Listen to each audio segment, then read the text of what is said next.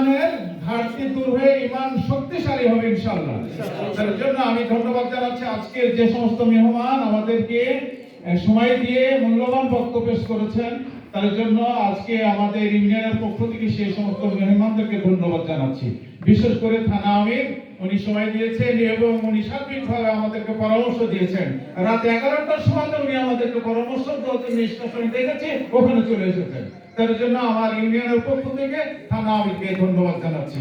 বিশেষ করে আজকে যারা তত্ত্বাবধানে ছিলেন প্রত্যেককে আমি ধন্যবাদ জানাচ্ছি। আপনারা সকলেই যথাযথ স্থান থেকে আপনারা দায়িত্ব পালন করেছেন। আল্লাহ সুবহানাহু ওয়া তাআলা যেন আজকে এই প্রোগ্রামের মাধ্যমে আজকে যেন আমাদের জীবনের গুনাহগুলো মাফ করে দেন, আল্লাহ পাক যেন আমাদেরকে ক্ষমা করে দেন, আর আমরা ইসলামী আন্দোলনে যেন আজীবন টিকে থাকতে পারি, আল্লাহ সুবহানাহু ওয়া তাআলা সেই তৌফিক দান করেন। আমরা বলি আমিন। এই বলে আমার সংক্ষিপ্ত কথা সমাপনী কথা শেষ করছি। দোয়া, তো দোয়া যেহেতু আমরা যেটা দোয়া সেটাই বলি নাকি, হাত তুলে করবো কোনটা?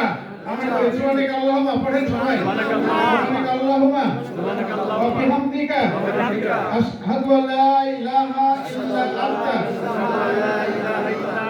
আস্তাগফিরুকা ওয়া আতুবু ইলাইকা। আসসালামু আলাইকুম ওয়া রাহমাতুল্লাহ। ওয়া আলাইকুম আসসালাম ওয়া রাহমাতুল্লাহ।